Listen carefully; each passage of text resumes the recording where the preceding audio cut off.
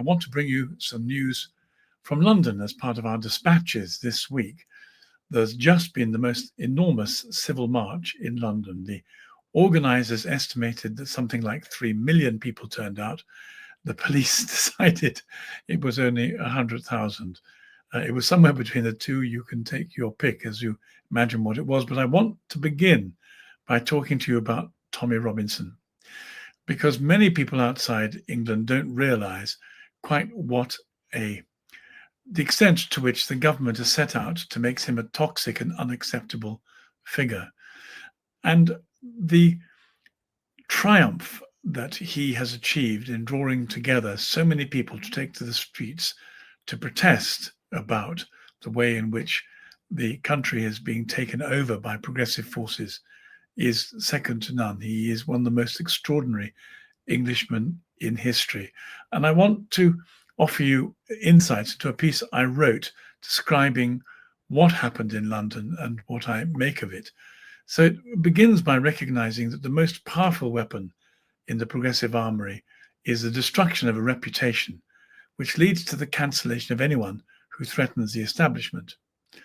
So it is with some hesitation I write about Tommy Robinson, because even to mention his name runs the risk of being associated with him in a way that you never recover from in the public space. The English have been trained to despise him as a far-right football hooligan thug, but it's propaganda of the most dangerous and destructive sort. That's not to say that Tommy Robinson has more or fewer virtues than anybody else from his background, only to say that he's been demonized beyond what any human being could be expected to bear and survive with their reputation and sanity intact.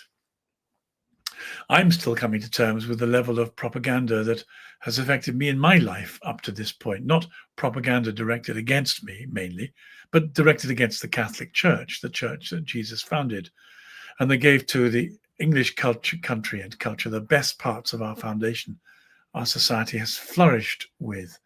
But nonetheless, Catholicism has been profoundly denigrated by the establishment, and the degree in which propaganda has turned people's minds against it is extraordinary.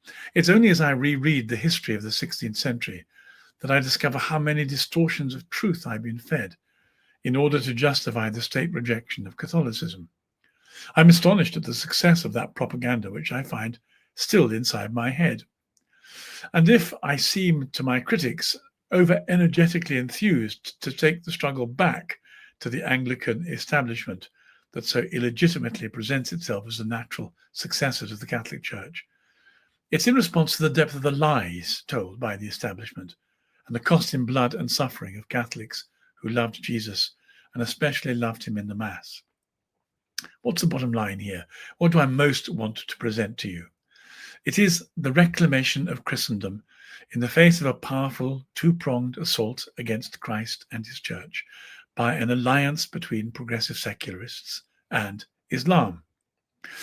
As I offer you this insight, I wince because I already know this opens me up to the charge of being bigoted and phobic, as the left will have it. But the facts are on my side, or rather, I'm on the side of the facts. Islam does not behave generously to either Christians or secular Westerners. We don't have to quote journalists in Mosul describing ISIS implanting Sharia law, but might help some waverers if we do, and offer some protection against the inevitable accusations of phobia. For example, this was an uncontested news report from a couple of years ago. Quote, ISIS has released images that appear to show gay men being hurled off buildings and then stoned to death, part of the militants' self-professed mission to crack down on sexual deviance in the name of Islam. The horrific execution tactic is the latest in a string of brutal punishment methods applied by ISIS, the quote goes on, under its strict interpretation of Islamic or Sharia law, from crucifying Christians to stoning alleged adulterers to flogging young men for drinking. If the gays for Palestine only remotely understood the cause they've given their support to, they wouldn't easily sleep at night. We've discovered that 43% of Muslims living in Britain admit or acknowledge they want to live under that Sharia law. So when international forces that we find it difficult to identify with the complicit support of our government, whom we can identify but can't hold to account, open the floodgates to legal and illegal Muslim immigration, 43% of whom will want Sharia law, without the consent of their people, what are we to do?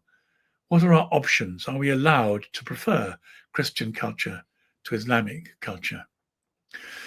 For years, I've tried to manage the painful and easily misunderstood conversations that are provoked by this, saying wholly truthfully, the best solution is the evangelization of our Muslim neighbors.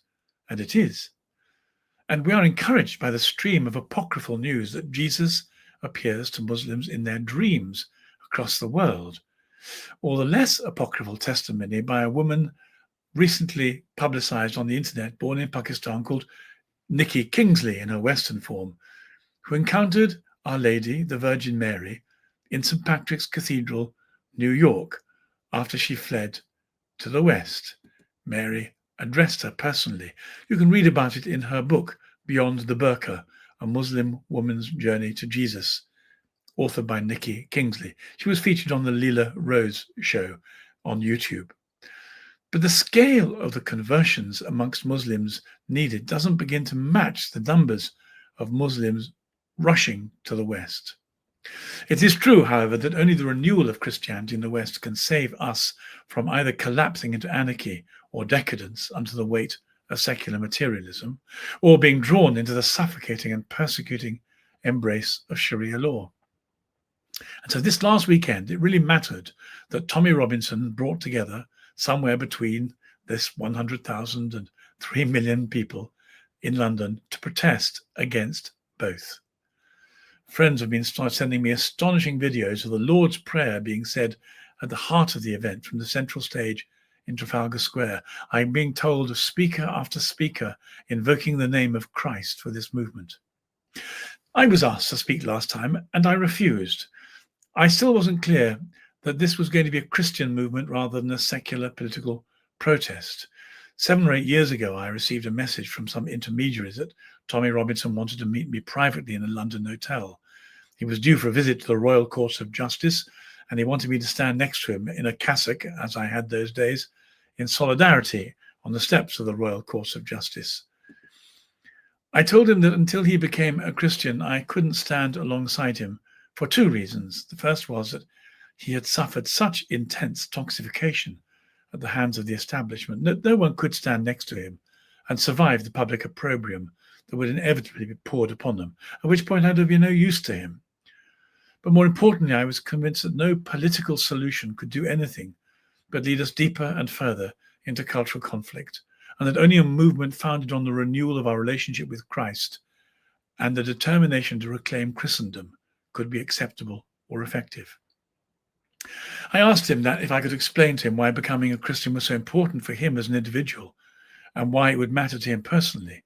I tried to persuade him of his need for Jesus and to explain why Jesus was the answer to the cultural and political crisis. He allowed me very generously to lay hands on him and pray for him, and I left with some hope. A short time later, though, a friend sent me a private video he'd released for supporters mocking our conversation and explaining how an Anglican bishop had tried to convert him and failed. A great deal has happened in the years since. Perhaps the 2 most significant events were his interview with Jordan Peterson and his time as a political prisoner in solitary confinement at the hands of our appalling so-called government.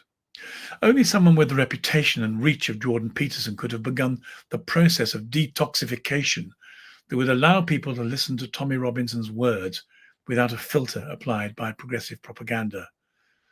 Slowly but surely, other commentators have allowed him onto their platforms, and the process of hearing him out clearly has begun to develop and become possible. A couple of weeks ago, he appeared on a program called Trigonometry on YouTube and has almost reached the mainstream. At the same time, he was seen leaving prison clutching a rosary. Clearly, somebody in prison had more effect than I had had, and it's beginning to seem entirely possible suddenly that people may have been able to earn his trust and explain how important Christ is to what he's trying to do, and the legitimate claims of the Catholic Church on his heart and mind and on the soul of the United Kingdom. It matters enormously, therefore, that Jesus has been at the center of the events in London today, and speaker after speaker has called on the name of Christ in the public sphere.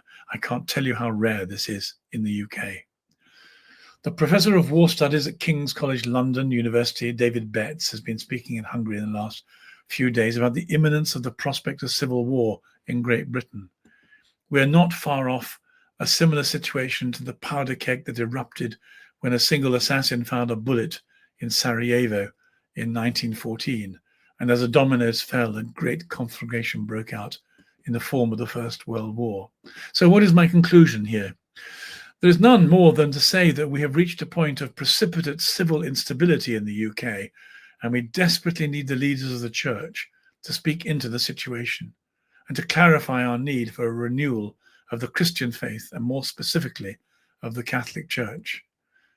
I became a Catholic in part because I believe that only the Catholic Church has the authority, resources, charity, and spiritual power to achieve the healing and conversion of a society at this time of profound crisis and disintegration.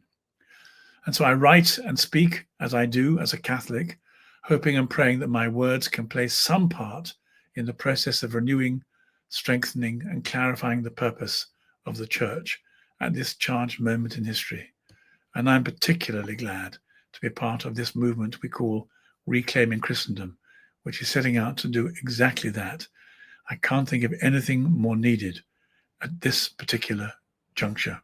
Thank you for joining us and supporting what we do. God bless you.